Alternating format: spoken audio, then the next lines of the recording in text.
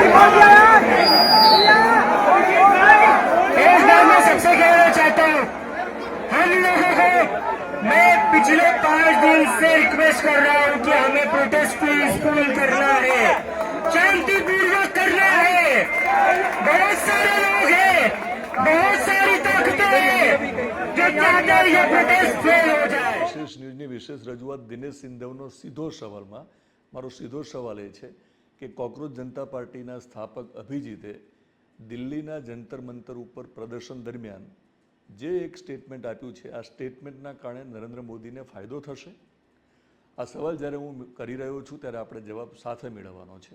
તમને થતું હશે કે આમાં તો નુકસાન છે, કારણ કે સરકારની સામે પ્રદર્શન થઈ રહ્યું છે, પણ હું કયા ફાયદાની વાત કરી રહ્યો છું એ વિડીયોમાં આપણે આગળ જોઈશું. થોડાક ફ્લેશબેકમાં જઈએ કે અમેરિકામાંથી જ કોકરોચ જનતા પાર્ટીની સ્થાપના કરે છે. તેઓ ઇન્સ્ટાગ્રામમાં એક પેજ બનાવે છે, પછી વેબસાઇટ બનાવે છે. નીટમાં જે રીતે પેપર લીક થાય છે એ પછી શિક્ષણ પ્રધાન ધર્મેન્દ્ર પ્રધાનનું રાજીનામું માગવામાં આવે છે, કેમ્પેન થાય છે, ઓનલાઈન સહી ઝુંબેશ કરવામાં આવે છે. આ બધું અમેરિકાથી જ અભિજીત કરે છે. આ દરમિયાન ઘણા બધા સવાલ એ પણ કર્યો કે માત્ર પેજ ઉપર પાર્ટી બનાવવાથી શું થશે? તો તેમણે કહ્યું કે આ દેશમાં આવીશ, અને તેમણે જાહેરાત કરી. પછી આખા દેશની નજર હતી કે આવશે કે નહીં, કારણ કે અભિજીતના માતા પિતાને એવો ડર હતો કે તેઓ દેશમાં આવશે તો એરપોર્ટ ઉપરથી જ એમની ધરપકડ કરવામાં આવશે.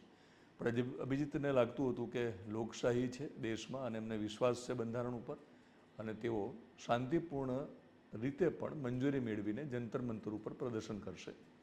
એ ઈચ્છા સાથે તેઓ આ દેશમાં આવ્યા, અને જ્યારે આ દેશમાં તેઓ એરપોર્ટ ઉપર આવ્યા એ પછી તેઓ સીધા જંતર મંતર ઉપર જાય છે, પ્રદર્શન પણ કરે છે, અને પ્રદર્શન પૂર્ણ પણ થઈ ગયું છે. ધરપકડ થઈ નથી. પણ હું જે સવાલ કરી રહ્યો છું એ સવાલ એ છે કે જંતર મંતર ઉપર કોકરોચ જનતા પાર્ટીએ જે આજે આંદોલન કર્યું, જે પ્રદર્શન કર્યું, એ પ્રદર્શનના જે મુદ્દાઓ છે, મોટે મોટા મુદ્દાઓની જો વાત કરીએ તો આમ તો તમને બધાને ખબર છે, તમે વિડીયો પણ જોયા હશે.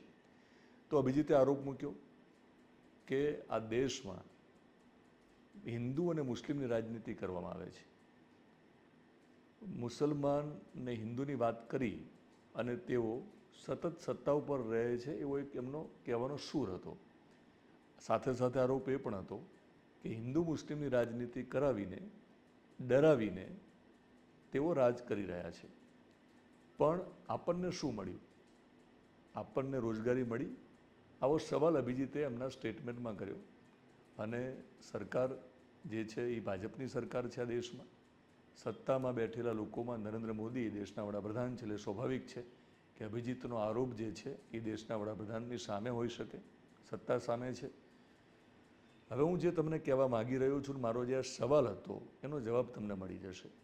આ જ આરોપ મૂકતી વખતે અભિજીતે એક વાત એવી પણ કરી કે અમે ડરવાના નથી, અમે તમારી તાનાશાહી સામે ડરવાના નથી, તમારી રાજનીતિ સામે અમે ડરવાના નથી. એ જ્યારે નારા લગાવ્યા એ પછીનું જે સ્ટેટમેન્ટ છે એ સ્ટેટમેન્ટ ઉપર આવવા માગું છું. મેં થોડોક ઉલ્લેખ આગળ કરી દીધો કે અભિજીતે એવું કહ્યું કે હિન્દુ મુસ્લિમની રાજનીતિ કરી રહ્યા છે. સાથે સાથે અભિજીતે એવું પણ કહ્યું કે 12 વર્ષથી હિન્દુ મુસ્લિમની રાજનીતિ કરી તો આપણને શું ફાયદો? શું લોકોને નોકરી મળી?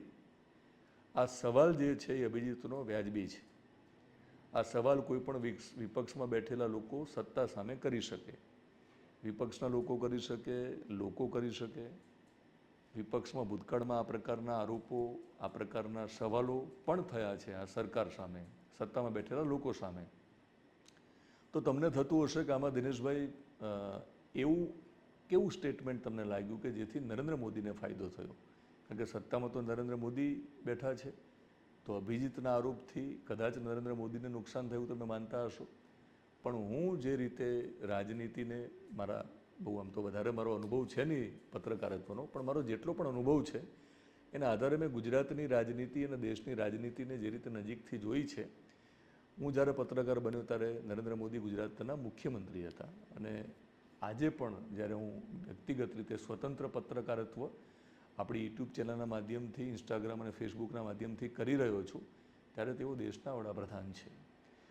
તો મેં એમને મુખ્યમંત્રીથી વડાપ્રધાન સુધીની એમની સફરને ખૂબ નજીકથી જોઈ છે.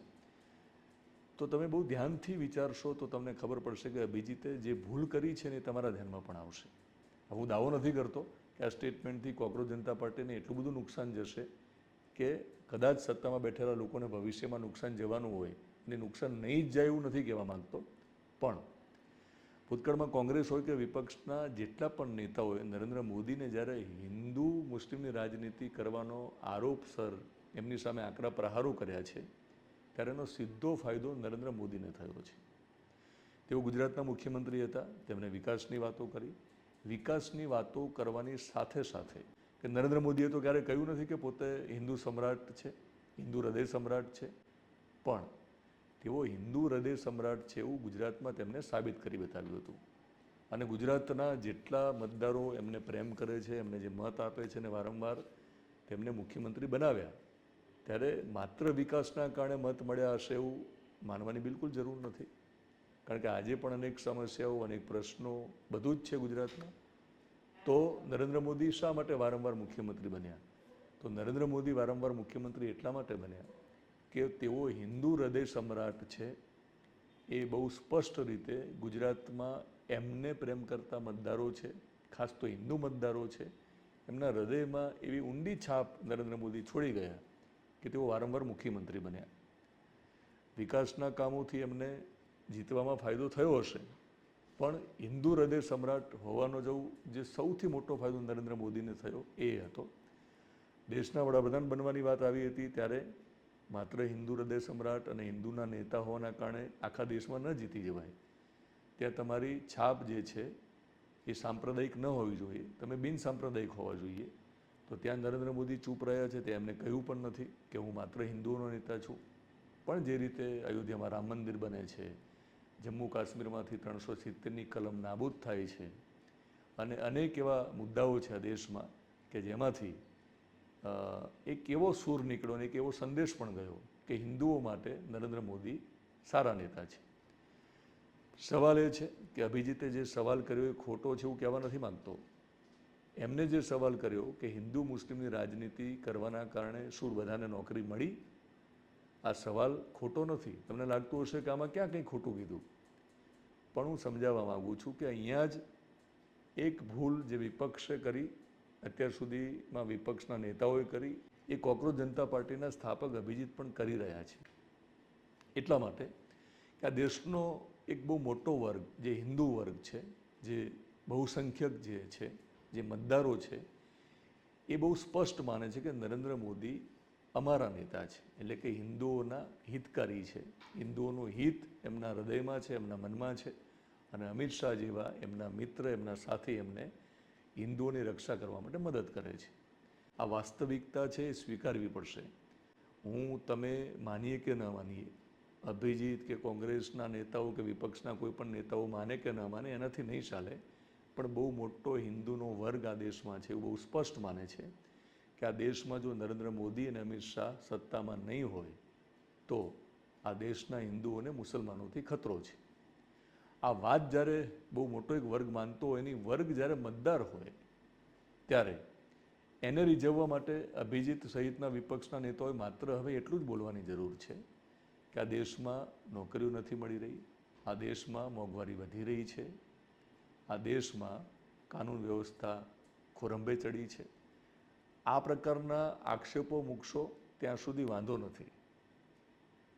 હવે હું તમને બહુ સ્પષ્ટ ભાષામાં કહું, એકદમ સાદી અને સરળ ભાષામાં સમજાવી દઉં કે નરેન્દ્ર મોદીએ ક્યારેય કહેવાની જરૂર નથી કે હું હિન્દુ હૃદય સમ્રાટ છું, એ ક્યારેય બોલવાના નથી. આમ છતાં એમને હિન્દુઓના જે મત મળવાના છે, કારણ કે મોટાભાગનો હિન્દુ મતદાર છે એ માને છે કે તેઓ હિન્દુના હિતકારી છે. સામે જો હિન્દુ મુસ્લિમની રાજનીતિની જ આપણે વાત કરીએ છીએ તો વિપક્ષે સમજવાની જરૂર છે. માની લો કે આપણે મુસ્લિમનું ઉદાહરણ લઈએ કે મુસ્લિમને અન્યાય થઈ રહ્યો છે હિન્દુ મુસ્લિમની રાજનીતિના કારણે, અને હિન્દુઓને ફાયદો નથી થઈ રહ્યો, હિન્દુઓના છોકરીઓને નોકરી નથી મળી રહી. આ વાત જ્યારે અભિજીત જેવા વિપક્ષના નેતાઓ સમજાવવા માગે છે ત્યારે ધ્યાન એ રાખવાની જરૂર છે કે નરેન્દ્ર મોદી ક્યારેય કશું કહેવાના નથી, આમ છતાં હિન્દુના મત એમને મળવાના છે. તો વિપક્ષે સમજવાની જરૂર છે કે આ વાત ન કરે તો પણ જો એમને મુસલમાનોના મત મળવાના હશે તો એ મળવાના છે, જો એ નરેન્દ્ર મોદીને મત નહીં આપવાના હોય તો. આપણે ભૂતકાળમાં જોયું છે કે કોંગ્રેસ સહિતના વિપક્ષે જ્યારે હિન્દુ મુસ્લિમની રાજનીતિના મુદ્દે નરેન્દ્ર મોદી સામે પ્રહારો કરવાનો પ્રયત્ન કર્યો છે, તેમના ઉપર આરોપ મૂક્યા છે, તો હંમેશા નરેન્દ્ર મોદીને ફાયદો થયો છે, નુકસાન થયું નથી. ભવિષ્યમાં આ મુદ્દે નુકસાન થશે કે નહીં એ ભવિષ્યની વાત છે, પણ વર્તમાન સ્થિતિને જોતાં મને બહુ સ્પષ્ટ લાગે છે કે કોંગ્રેસ અને વિપક્ષના બાકીના નેતાઓએ જે ભૂલ કરી તે કોકરોચ જનતા પાર્ટી અને કોંગ્રેસ જનતા પાર્ટીના નેતાઓએ કરવાની જરૂર નથી.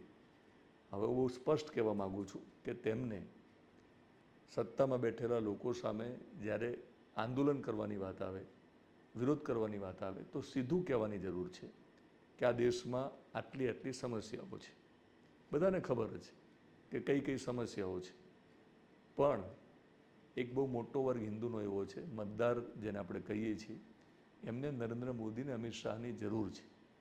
એ વર્ગ બહુ સ્પષ્ટ માને છે કે હિન્દુઓની રક્ષા માટે આ બંને જોડે સત્તા હોવી જરૂરી છે. એક મોટો વર્ગ જ્યારે આ માનતો હોય તો વિપક્ષના લોકોએ એવું માની લેવાની બિલકુલ જરૂર છે કે તમે જે કંઈ સવાલ કરી રહ્યા છો એ સવાલ સાચા હોવા છતાં તમારે એ સવાલ કરવાની જરૂર નથી. તમારે એક સીધો સવાલ કરવો જોઈએ, અને એ સવાલો મેં તમને કહ્યા. એવા સવાલો તમે સરકાર સામે પૂછો તો વાંધો નથી, જેથી મોટાભાગનો હિન્દુ વર્ગ જે છે એ નારાજ ન થાય. પણ તમે હિન્દુ મુસ્લિમની રાજનીતિને લઈને નરેન્દ્ર મોદી સામે આરોપો મૂકશો તો નરેન્દ્ર મોદીએ કશું જ નહીં કરવું પડે, પણ હિન્દુ રાજનીતિને જે લોકો સમર્થન કરી રહ્યા છે અને જે મોટો વર્ગ હિન્દુનો છે આ દેશમાં, એને કદાચ નરેન્દ્ર મોદી વતી તમને જવાબ આપવાનું ગમશે અને જવાબ પણ આપશે. તો ગુજરાત અને દેશની રાજનીતિને મેં મારા પત્રકારત્વના આટલા વર્ષોના અનુભવના કારણે હું જે રીતે સમજ્યો છું એ પ્રમાણે આ સવાલ કર્યો છે. દિનેશ સિંધવનો સીધો સવાલ તમને કેવો લાગ્યો તમે કોમેન્ટ બોક્સમાં જણાવી શકો છો. નવા સવાલ સાથે ફરી મળીશ. યુટ્યુબમાં જોતા હોય તો આપણી યુટ્યુબ ચેનલને તમે સબસ્ક્રાઈબ કરશો, ફેસબુક પેજ અને ઇન્સ્ટાગ્રામમાં જોતા હોય તો ફોલો કરશો.